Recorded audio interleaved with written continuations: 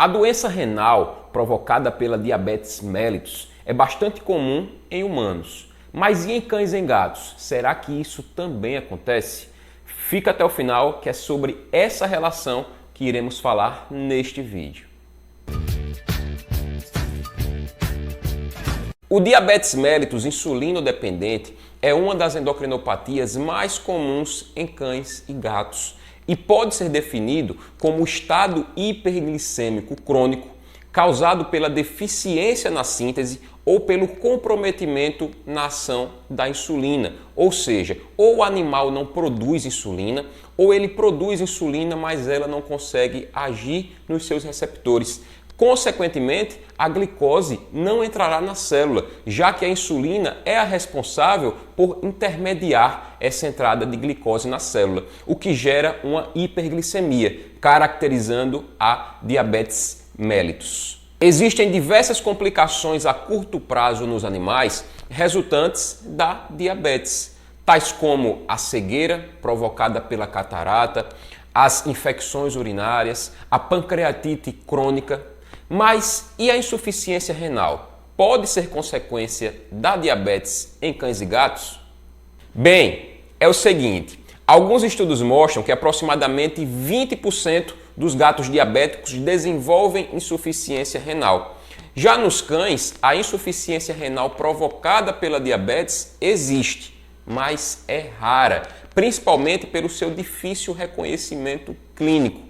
Além disso, não existem estudos que comprovem os mecanismos por trás da doença renal diabética em cães e gatos.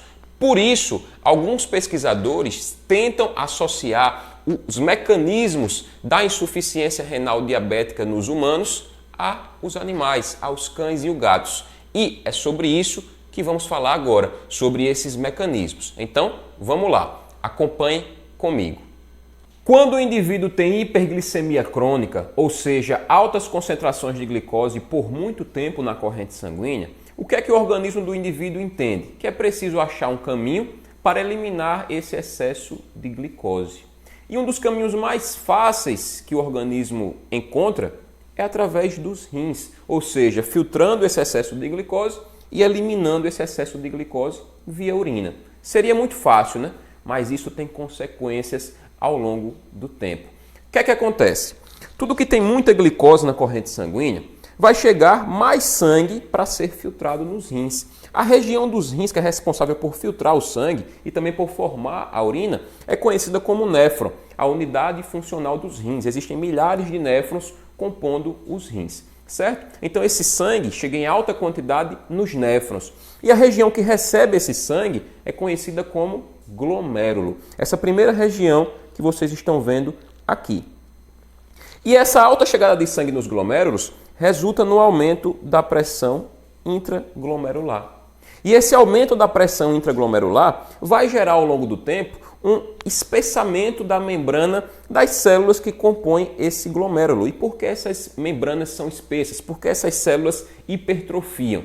Para que essa sobrecarga que está chegando aqui de sangue seja atendida, para que os glomérulos consigam atender a demanda de sangue que está chegando nessa região, certo?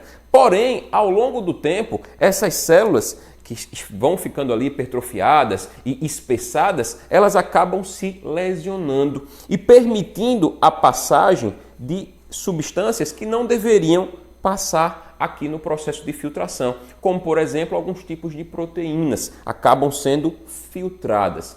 Ao longo do tempo, essa região aqui, conhecida como túbulos renais dos néfrons, também possui algumas células responsáveis pelo processo de reabsorção, ou seja, reabsorver parte das substâncias que já foram filtradas. Ao longo do tempo, como existe um excesso de substâncias aqui sendo filtradas, pois as células do glomérulo são lesionadas, essas células também aqui dos túbulos renais também são lesionadas. Então imagine, nós temos lesões nos túbulos renais e lesões nas células do glomérulo. Ao longo do tempo isso gera uma insuficiência renal no animal.